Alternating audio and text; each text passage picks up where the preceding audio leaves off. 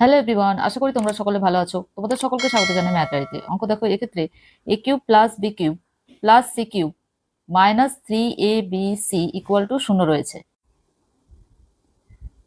এবং বলেছে a plus b plus c not equal to 0।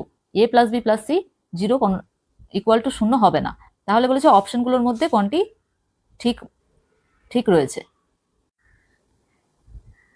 এখান থেকে আমরা লিখে নিতে পারি a plus b plus c into a square plus b square plus c square minus a b minus b c minus c a equal to 0, তাই তো? এরপর তাহলে a square plus b square plus c square minus a b minus b c minus c a equal to 0 হবে। Both side আমরা যদি 2 দিয়ে গুণ করে দিই তাহলে এখানে হয়ে যাবে এ মাইনাস বি এর whole square plus b minus c এর whole square plus c minus a এর হোল স্কোয়ার ইকুয়াল টু 0। এরপর তাহলে এখানে আমরা জানি যে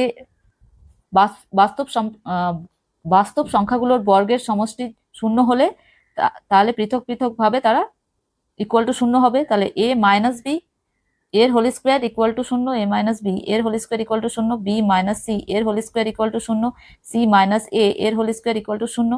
তাহলে a equal to b, b equal to c আর সি ইকুয়াল টু এ হবে।